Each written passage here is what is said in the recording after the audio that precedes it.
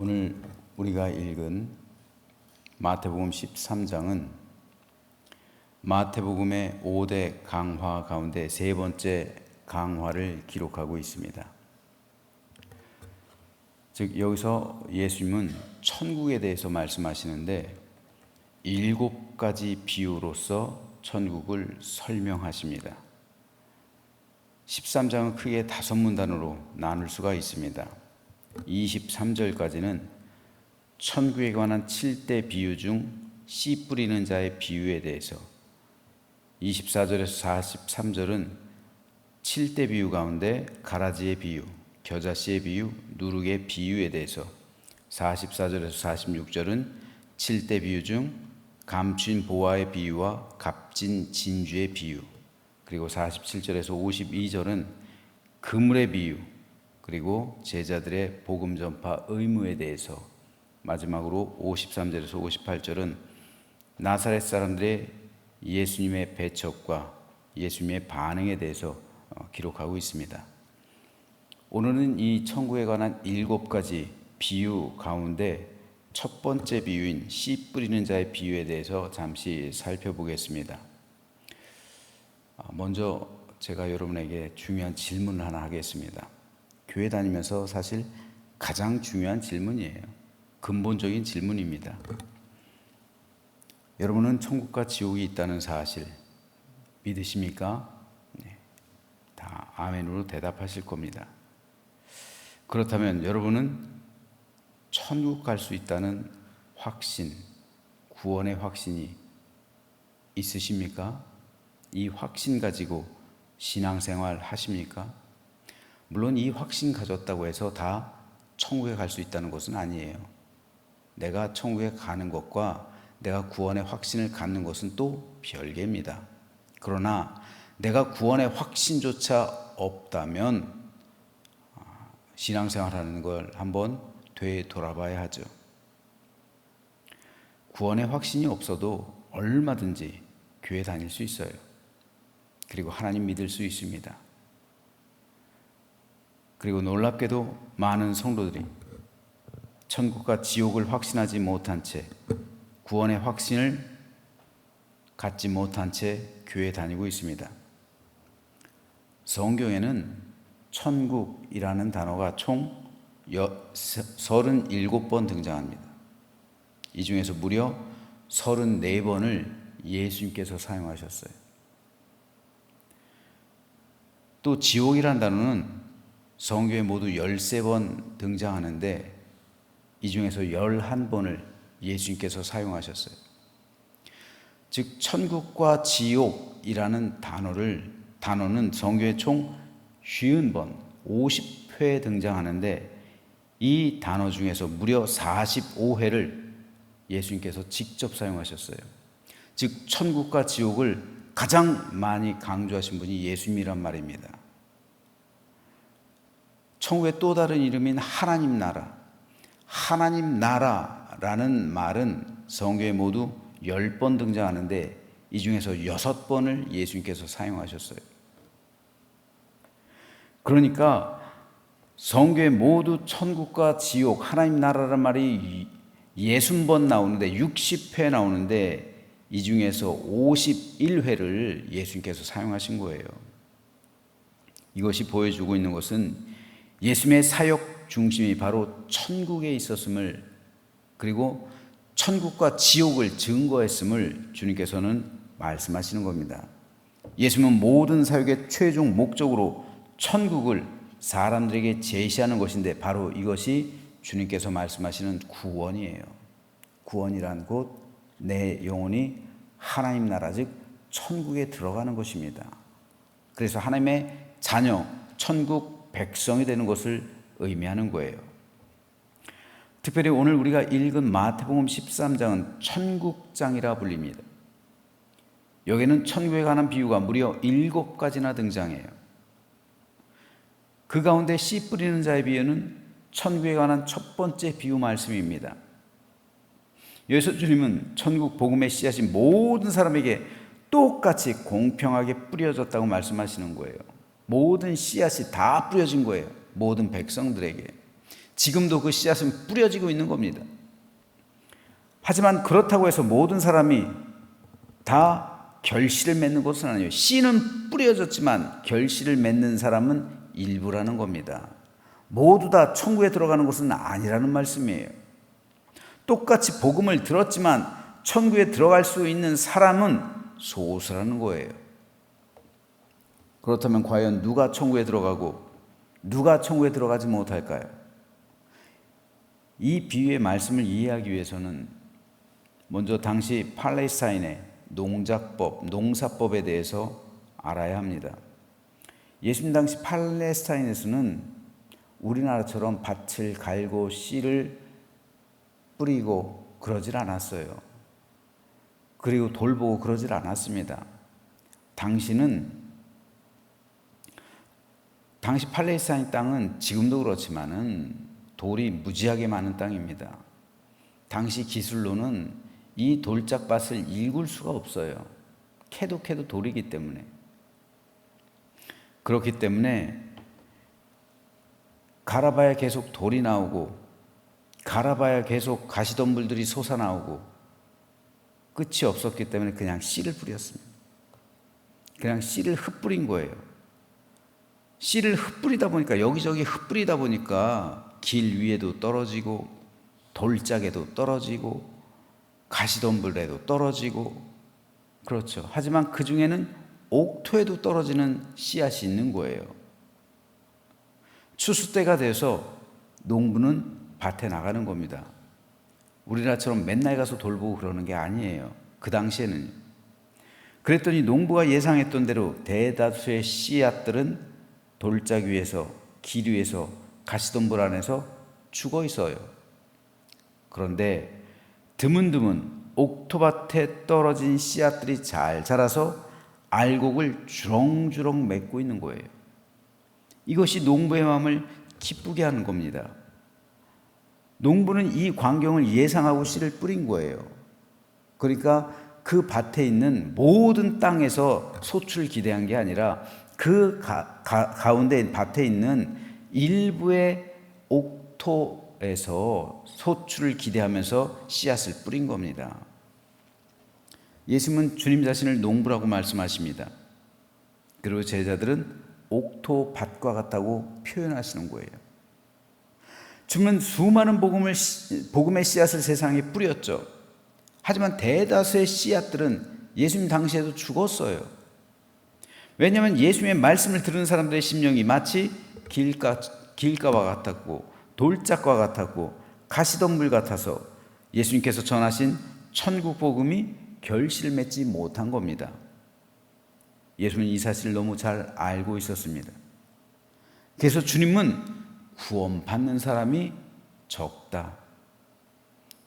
구원에 이르는 길은 좁다 말씀하시는 거예요.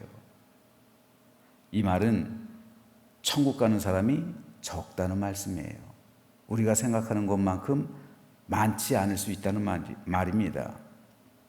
주님께서 이 말씀을 누구에게 하신 겁니까? 이방인들에게, 세상 사람에게 하신 것이 아니라 스스로를 아브라함의 자손이라 여기며 하나님을 잘 믿고 있다고 자부하는 유대 백성들에게 이 말씀을 하신 거예요. 오늘로 말하면 교회에서 성도들에게 설교 말씀을 하신 겁니다. 그런데 너희 가운데 천국 갈 수 있는 사람이 그리 많지 않다, 적다라고 주님께서는 말씀하신 겁니다. 그래서 제가 설교를 시작하면서 여러분에게 천국 갈 수 있는 확신이 있느냐고 물은 겁니다. 질문한 거예요. 참 안타까운 사실이죠. 여러분, 제일 억울한 사람이 그날에 교회 열심히 다니고 내가 기독교라는 종교를 가졌다고 했지만 지옥 가는 사람이에요. 그 사람이 제일 억울한 사람이에요. 교회에서 충성하고 봉사하고 헌신하는 것 너무도 소중하고 중요한 일입니다. 그런데 이 모든 것들은 내 영혼이 구원받은 다음에 해야 되는 거예요.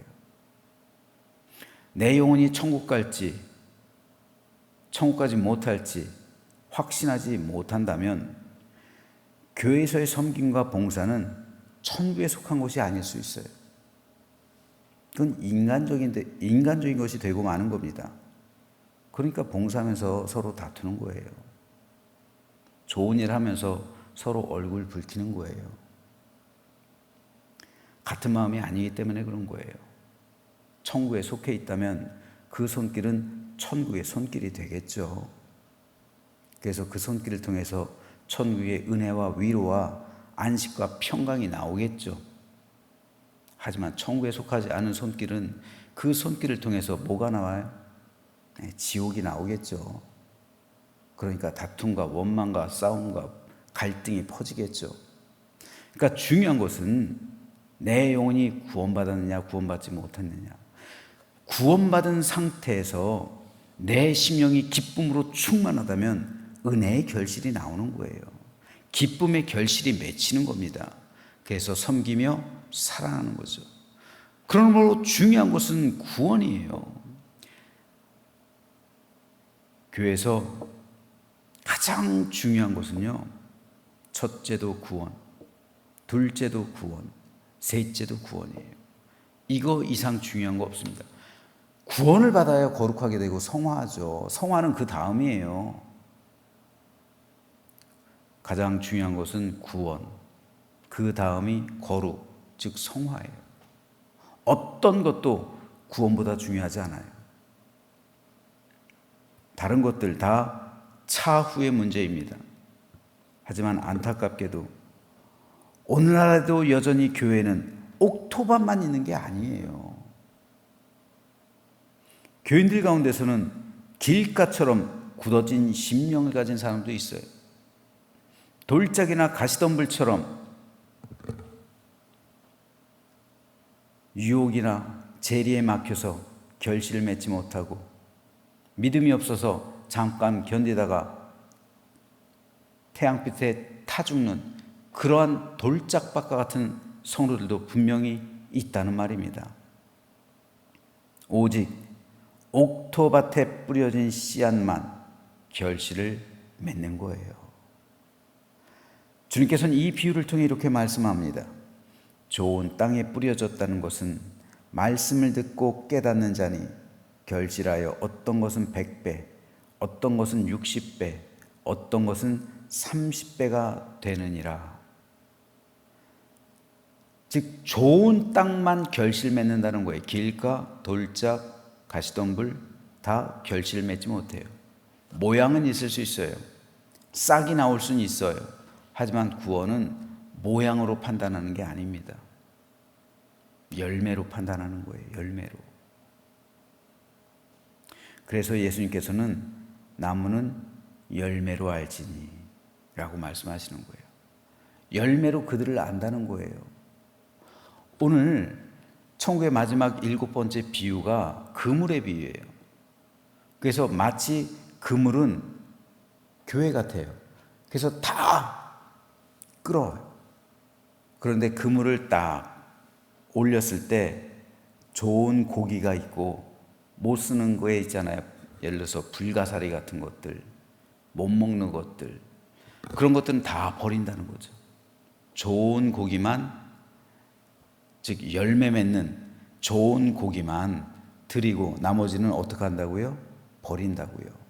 그래서 오늘 49절에서 보면요, 예수님께서 이렇게 말씀하시잖아요. 천국의 최종적인 결론입니다. 세상 끝에도 이러하리라. 천사들이 와서 의인 중에서 악인을 갈라내어 풀무불에 던져 넣으리니 거기서 울며 이를 갈리라. 이게 여러분 교회에게 하신 말씀이라니까요. 제자들에게 하신 말씀이잖아요. 이 말씀을요. 오늘날로 치면 우리 교회에게 하신 말씀이에요. 그러면 우리 교인들은 이 말씀을, 이 주님의 말씀을 우리 뼛속 깊이 새겨야 합니다. 그날에 하나님께서는 지금은 마치 교회가 한 그물에 있어요. 한 그물에 있습니다. 그런데 그날에 예수님께서는 그 그물에서 갈라내시는 거예요. 양과 염소를 가르시고요. 그렇게 갈라놓으시는 거예요. 알곡과 가라지를 갈라놓으시는 거예요. 좋은 고기와 나쁜 것을 갈라놓으시는 겁니다.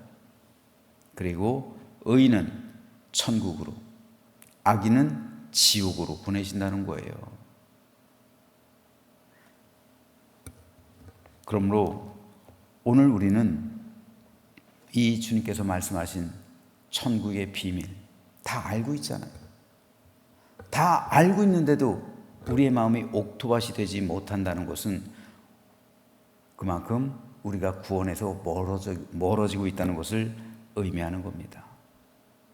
당시에 예수님을 믿은 이 옥토밭과 같은 사람들은 소수였어요.